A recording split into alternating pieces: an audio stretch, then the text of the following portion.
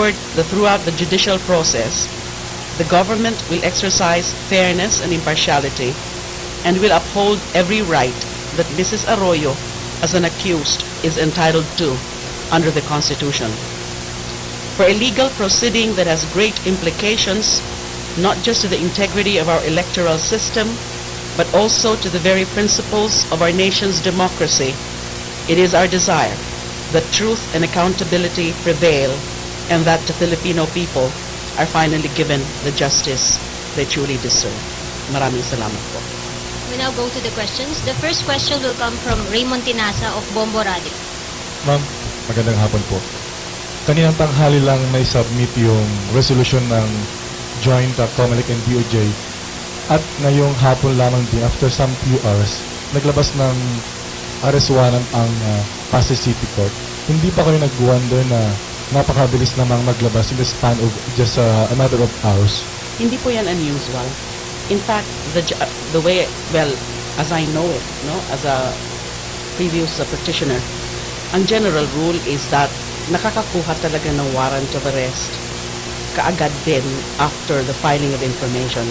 Nothing unusual, nothing extraordinary if on the same day that a criminal information is filed, ay nag-i-issue rin kaagad ang judge ng warrant of arrest. Ang ibig sabihin niyan, sa kanyang pagtingin, pag-review dun sa records, dun sa mga sinubmit sa kanya, including the information, ay naniniwala siya na merong probable cause. So there's nothing unusual about that. Kanina pa kayo dito sa Malacanang, ma'am, and so did you receive any advance info from the court? Well, ang minonitor ko lang is yung kasi nga final ng COMELEC. No, nung nagbotohan na yung COMELEC kanina at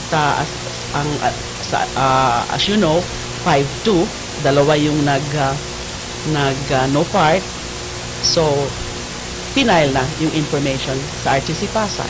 Since final yon, and meron kaming accompanying motion to issue HDO, kaya minonitor ko. And then yung balita nga is that a warrant of arrest was issued because I think yung HDO baka daw i-hearing. Is set for hearing, baka.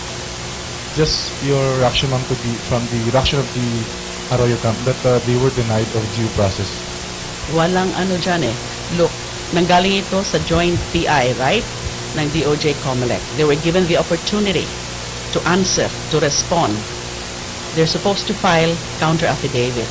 Now, karamihan ng respondents ay nakapag-file within the period granted to them. Pero yung sila Mr. and Mrs. Arroyo and I think 2 other respondents, hindi sila nag-file. So, ang rule dyan is deemed waived yung filing. Kaya, na-submit resolution yung kaso. No denial of due process because due process is simply opportunity to be heard.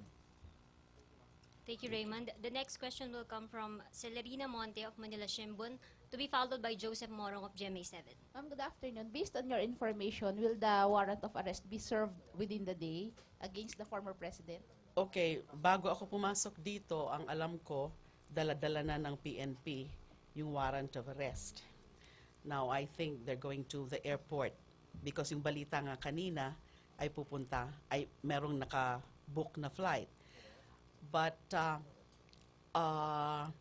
you know, out of courtesy, nagpadala kami ng information sa kampo ni Ginang Arroyo na meron ng warrant of arrest. And then, kinonsulta ko ang presidente, ano dapat ang gawin, and then the guidance I got from him is to treat the former president with utmost respect in consideration of whatever condition she has while in the hospital.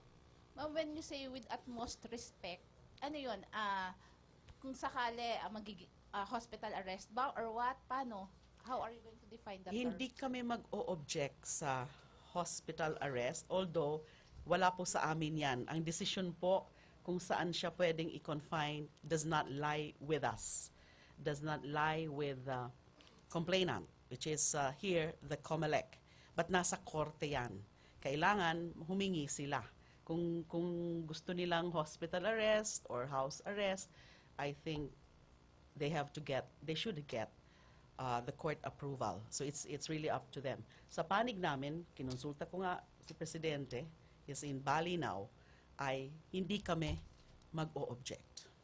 Basta for as long as she will be in the Philippines. Of course. Because if they do something else, like kaya ang advice namin, kung nasa hospital siya ngayon, dapat nasa hospital. Kasi the moment lumabas, syempre, walang choice yung law enforcers but to effect the arrest.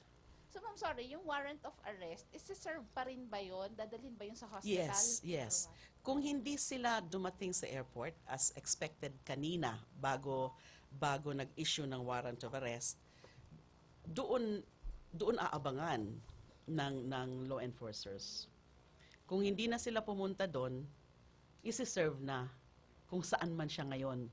So if she's in the hospital, they will go there to the hospital to serve. But they're not going to, let's say, handcuff her and take her out of the room. Ma'am, last, how about the other respondents on the case? Will they be served also with a warrant of arrest today? Hindi ko pa nako-confirm kung aside from the former president, meron na ring na-issue ng warrant of arrest yung korte. Kasi hindi ko pa nga nakikita rin yung final resolution ng COMELEC. Remember na yung naging basihan ng COMELEC is yung resolution ng Joint DOJ COMELEC PI Committee. Meron silang several personalities na pinapakasuhan ng electoral sabotage, including the former president. But I think yung COMELEC may konting modifications dun sa mga naging recommendations ng Joint PI Committee. So I have not seen yet, at this very moment, kung sino-sino talaga yung nakasuhan na sa RTC Pasay at kung meron pang iba na na-issuehan ng warrant of arrest other than the former president. Yes, Joseph. I'll take up from the earlier question. How soon can the former president ask the court for maybe a hospital arrest instead of a jail time? I leave it up to their lawyers. The lawyers would know what to do. But remember, today is Friday. Walang pasok bukas at sa linggo. They better do it now if they want that.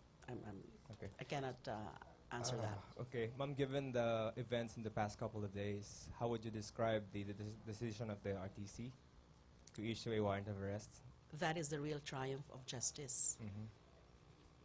Na, ganito ang nangyari. Alam nyo naman yung mga nangyari sa Supreme Court, and we know yung mga yung mga in-announce ni Court Administrator Maidas Marquez sa kaso, including the show cause.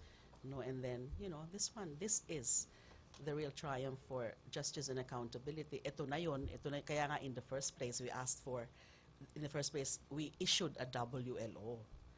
Dahil nga, nagmo-move na tong kaso na to.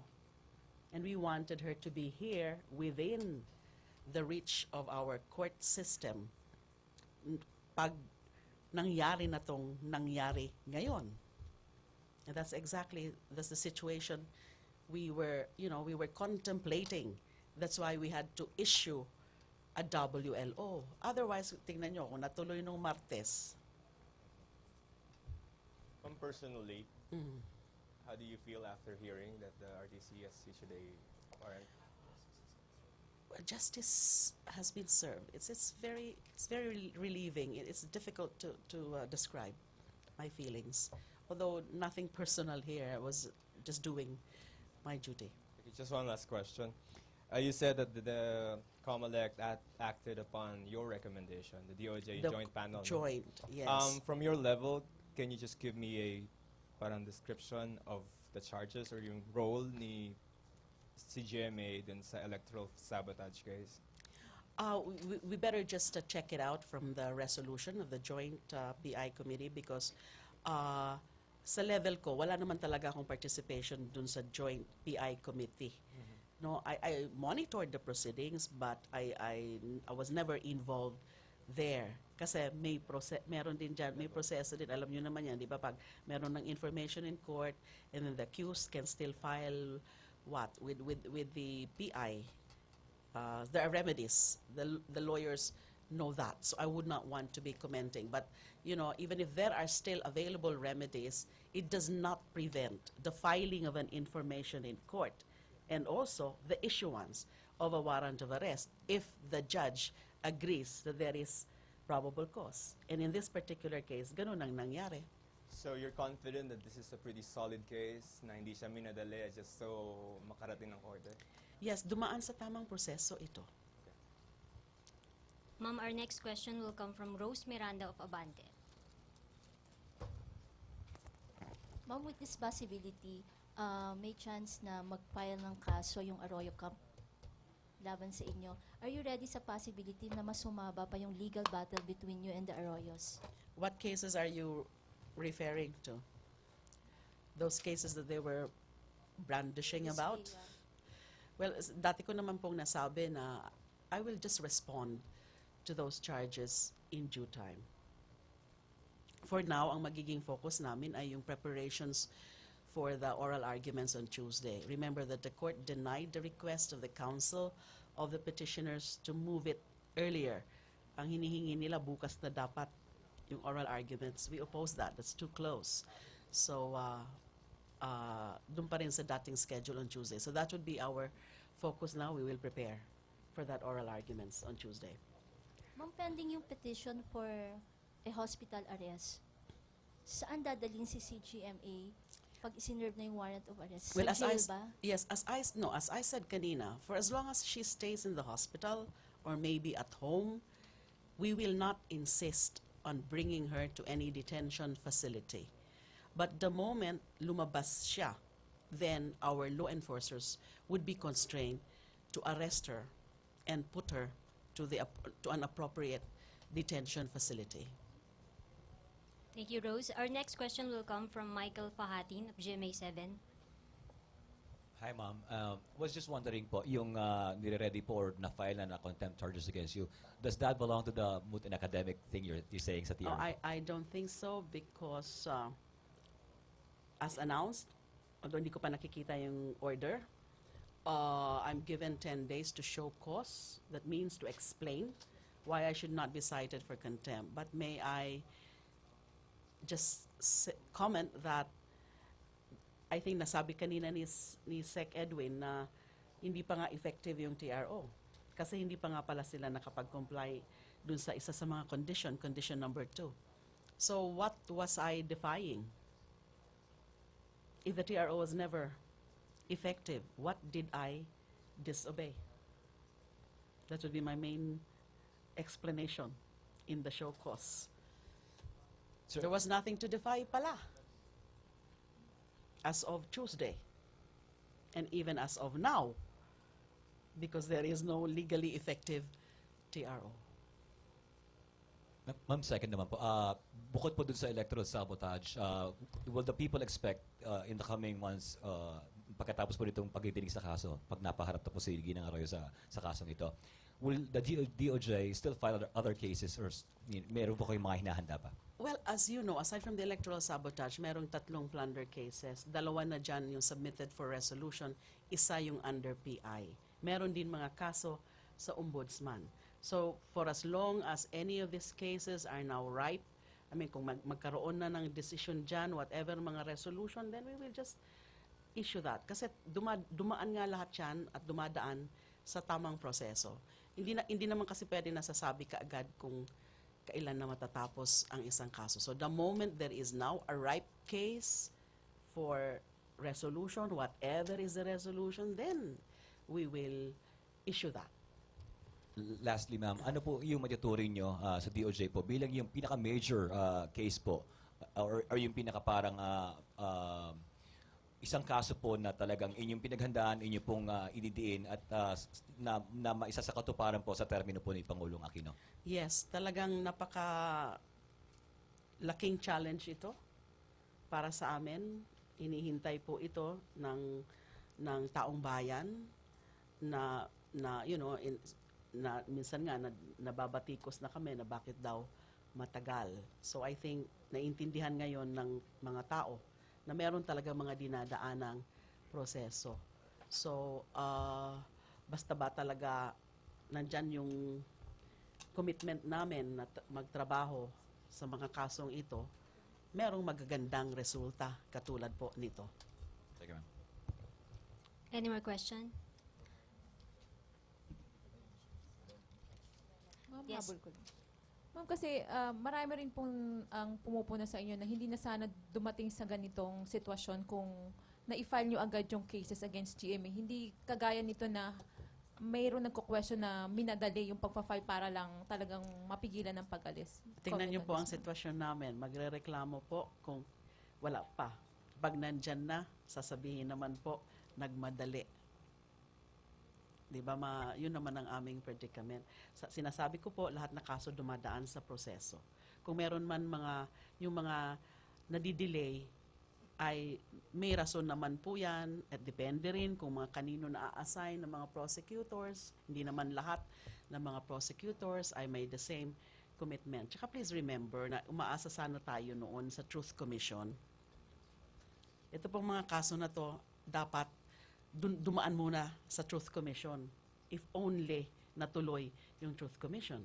Kung natuloy ang Truth Commission more than a year from this administration, meron na dapat talagang sunod-sunod na mga kaso na i-file. So medyo hindi naman po, yung mga sinasabing more than 1 year na kami, hindi naman po totoo yun kasi hindi naman po kami kaagad nag-start sa mga kasong ito dahil hinihintay namin yung Truth Commission. Pero wala na nga nangyari. Ma'am, another question. The next question will come from Jess Caduco of IBC 13. Good afternoon, ma'am. Ma'am, clarification lang po dun sa proseso. Isi-serve po yung warrant of arrest and then ano po yung mangyayari? Kukunan po siya ng mugshot and etc. Ano po yung procedure po dun? Hindi ko pa malilay down kung ano yung exact procedure. What is sure is that, syempre, pupuntahan, ipapakita yung warrant of arrest. Although they have already advance notice para lang hindi naman mabigla o kaya pipilitin pang pumunta sa airport at dun sa airport huhulihin. Ayaw naman po natin ng mga ganong eksena. Kaya minarapat namin na bigyan, the moment we had confirmation that there was such a warrant of arrest already issued by RTC Pasay, pinasabihan po yung kampo nila. Thank you. When it was issued. Decision na po namin yun. Thank you, Jess. Ma'am, our next questions will come from AC Nichols of Solar TV to be followed by Michael Fahatin of GMA 7. Good afternoon, ma'am. Going back to the SC resolution, meron pong reports na nagkaroon daw po ng misinformation kanina and napagalitan daw po si Court Administrator Midas Marquez dahil yung true vote daw po is 7-6 in favor of revoking the TRO. May katotohanan po ba tong report na to? Report pa lang yan, hindi ko alam yan. So we have to wait for, if it's true that there is such an order, we have to wait for the hard copy of that order. Although ang malinaw sa amin is that since in-announce kanina na yung lawyer ng mga petitioners, Mr. and Mrs. Arroyo, ay pinapa-comply pa dun sa isang kondisyon. So that means pending compliance, hindi pa effective yung TRO. Yes, Michael. Ma'am, good afternoon po ulit. Yung warrant of arrest po is naka-effect po kay Ginang Arroyo at ito po hindi na nga po siya makakaalis. No? Buto na academic na yung TRO. Pero you see, we are wondering, ano po mangyayari naman kay First Gentleman? Siya po ba yung maaaring makaalis naman ng bansa? Well, kasi ang alam ko, yung finding ng Joint DOJ COMELEC PI Committee is absolved si former First Gentleman because walang matibay o sapat na ebidensya. Hearsay lang yung mga naging evidence sa kanya. Pagdating ata sa COMELEC and Bank, parang pinapa-reinvestigate o pinapa-defer or I'm not sure what was the exact action of the NBank on the recommendation of the joint DOJ COMELEC PI committee na cleared si former first gentleman. So if that is the case, since there is no case filed now against the former first gentleman in RTC Pasay, and there is no warrant of arrest, and ang ano ko po niyan is that yung titingnan ko po yung magiging epekto ngayon ng WLO against sa kanya. Pending yung hindi pa rin natin alam yung effectivity ng TRO ng Supreme Court insofar as is concerned. So tingnan muna ho natin. I want to be very sure about the facts or the particulars bago ko masabi kung ano talaga ang exact situation when it comes to the former first gentleman. Yes, ma'am. Pero pag nagpunta po siyang airport, in effect po ba yung last yung order po sa immigration na to hold them, to stop them from boarding?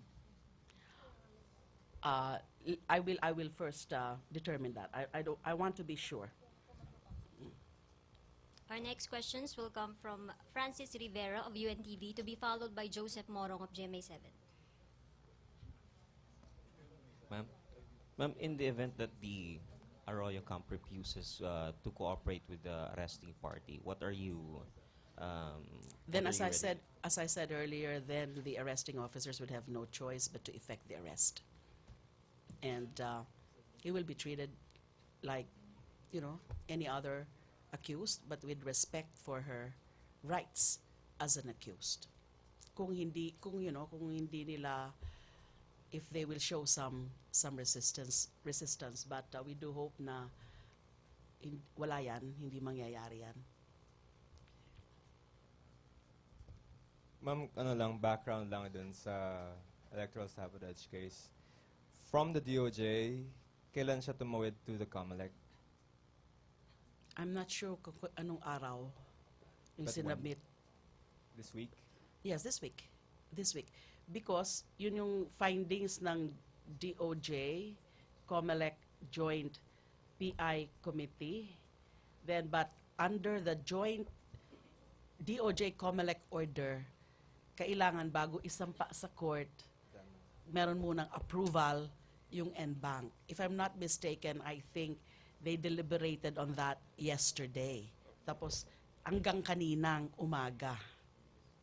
And then nag-issue sila kaninang umaga nung resolution, and then the information was prepared and filed.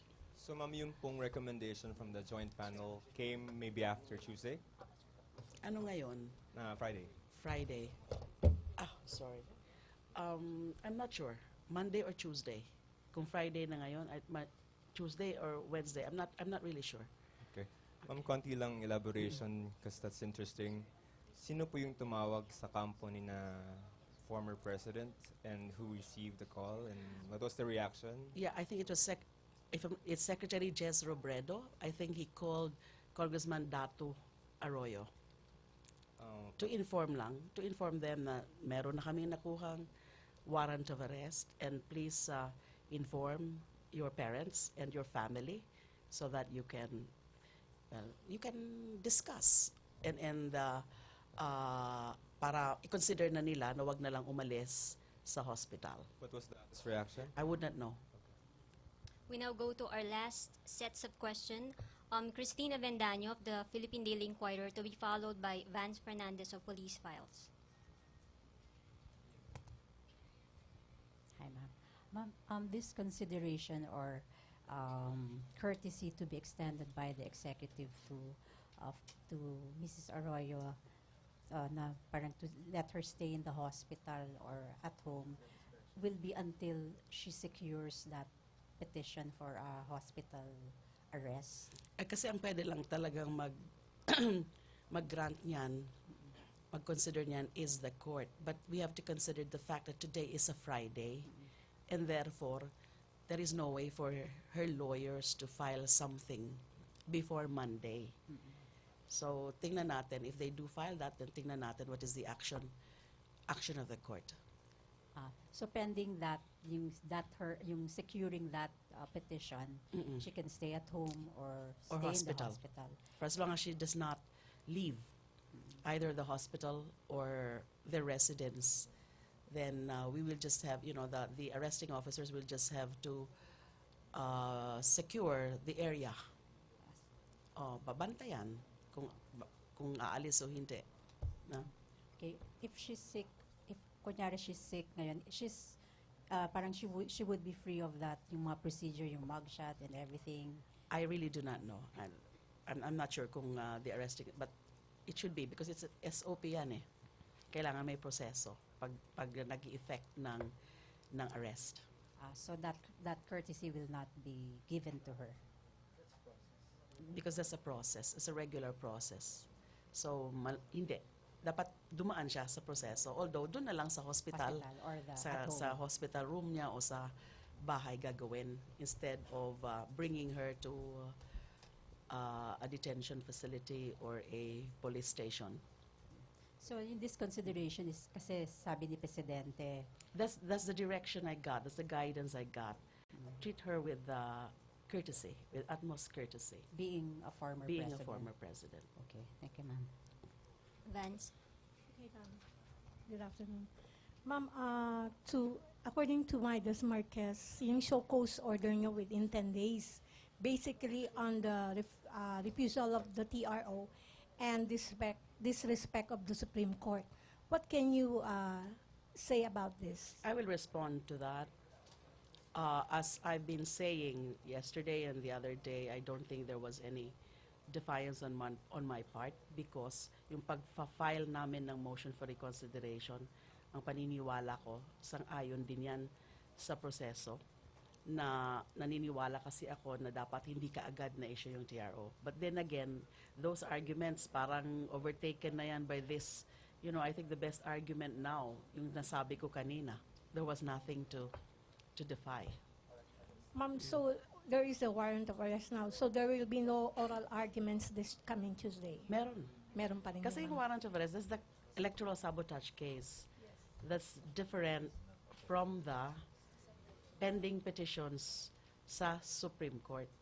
Ang naapektuhan lang is yung sa TRO. Kasi the TRO nga had the effect of allowing her to leave.